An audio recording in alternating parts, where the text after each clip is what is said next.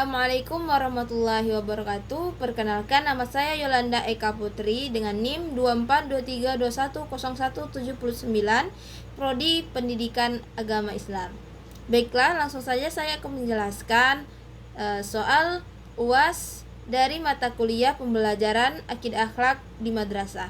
Yang pertama, salah satu tujuan utama pembelajaran akidah akhlak di madrasah adalah membentuk siswa menjadi insan kamil, manusia yang sempurna dengan akhlak mulia.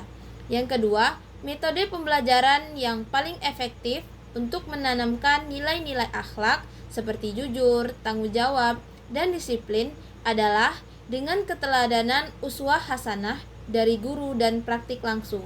Yang ketiga, materi akidah dalam mata pelajaran ini secara fundamental membahas tentang pokok-pokok keyakinan dalam Islam atau rukun iman.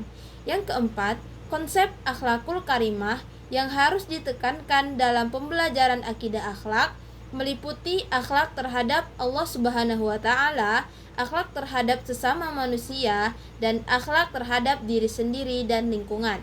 Dan poin yang kelima, pendekatan pembelajaran yang melibatkan siswa dalam pemecahan masalah atau diskusi kasus nyata terkait perilaku moral, misalnya kenakalan remaja, paling sesuai untuk mengembangkan dimensi afektif dan psikomotorik, sikap dan praktik.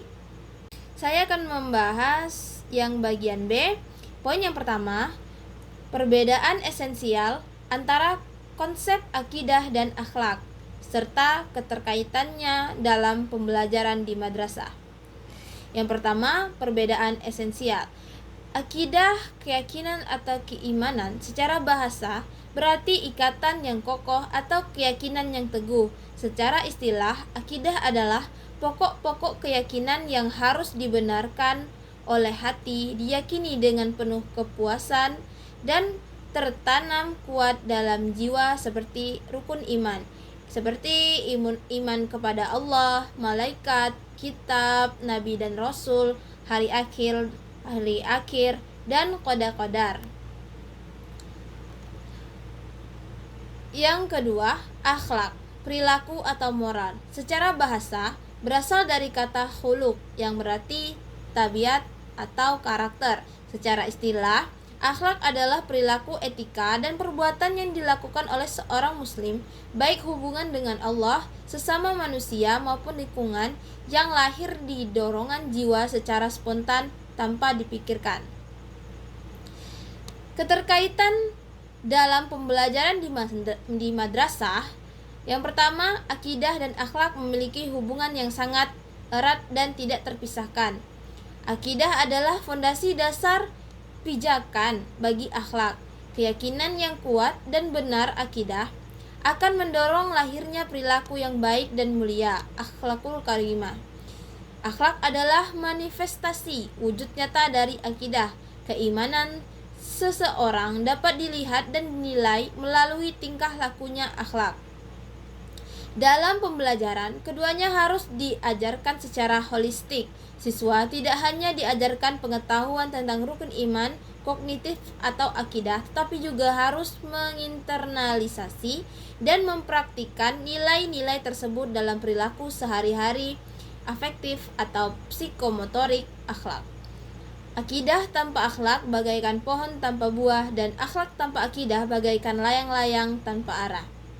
Poin yang ketiga, metode pembelajaran akidah akhlak yang inovatif dan contoh penerapannya.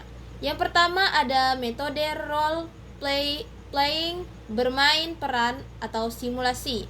Metode yang melibatkan siswa dalam memerankan skenario atau situasi nyata yang berkaitan dengan materi akhlak. Metode ini sangat efektif untuk mengembangkan dimensi afektif dan psikomotorik karena siswa langsung mempraktikkan sikap yang diajarkan.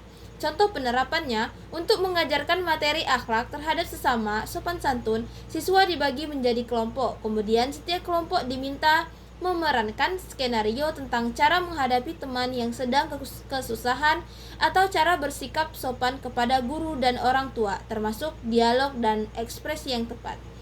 Yang kedua yaitu pendekatan Contextual Teaching and Learning (CTL). Pembelajaran kontekstual. Model pembelajaran yang mengaitkan materi pelajaran dengan konteks kehidupan nyata siswa, sosial, budaya, atau kehidupan pribadi. Tujuan agar siswa merasa materi yang dipelajari bermakna dan dapat diterapkan. Contoh penerapannya untuk materi jalur jujur dan amanah. Guru tidak hanya menjelaskan definisinya, tapi meminta siswa untuk melakukan observasi atau wawancara singkat mengenai contoh perilaku jujur dan tidak jujur, amanah dan tidak amanah yang pernah mereka lihat di lingkungan sekolah atau masyarakat. Yang ketiga, ada metode diskusi kelompok dan pemecahan masalah, problem solving. Metode ini melibatkan siswa secara dalam menganalisis dan mencari solusi atas masalah moral atau akidah yang aktual dan relevan. Ini sangat baik untuk mengembangkan keterampilan berpikir kritis dalam menerapkan nilai-nilai akhlak. Contoh penerapannya untuk materi kenakalan remaja, misalnya bullying atau pergaulan bebas, guru menyajikan studi kasus nyata, siswa dibagi menjadi kelompok untuk menganalisis kasus, mengidentifikasi akar masalahnya dari sudut pandang akidah akhlak dan merumuskan solusi serta pencegahan berbasis nilai-nilai Islam. Poin yang ketiga, penilaian otentik atau authentic assessment dan relevansinya untuk mata pembelajaran akidah akhlak.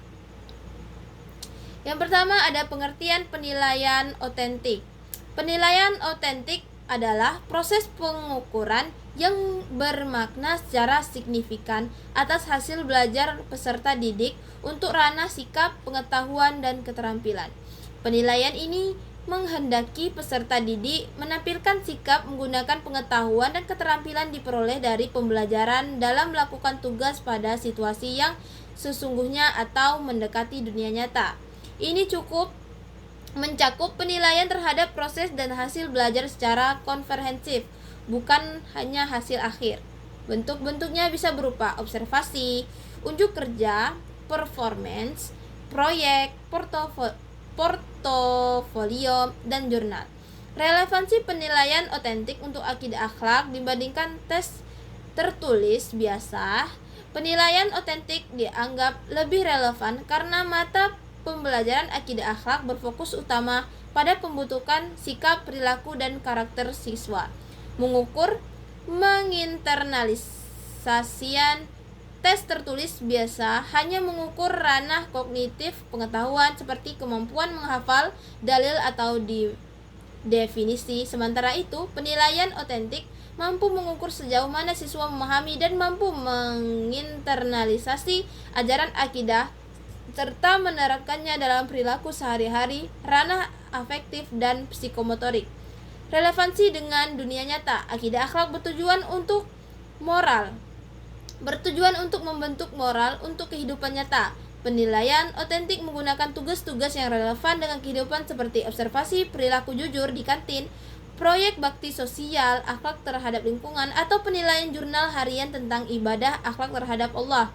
Ini memberikan gambaran yang lebih komprehensif tentang kemampuan dan perkembangan moral siswa.